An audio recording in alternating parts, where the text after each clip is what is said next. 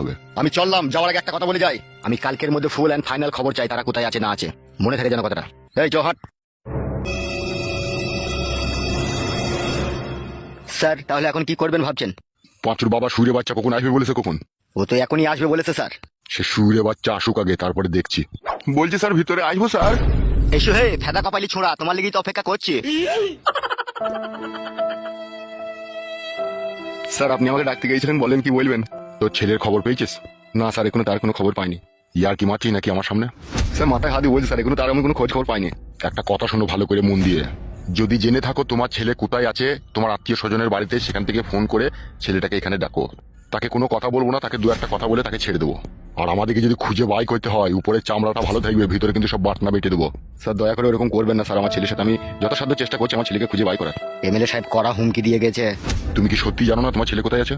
না স্যার, এখানে চোখ ছুঁই বলছে আমি জানি না।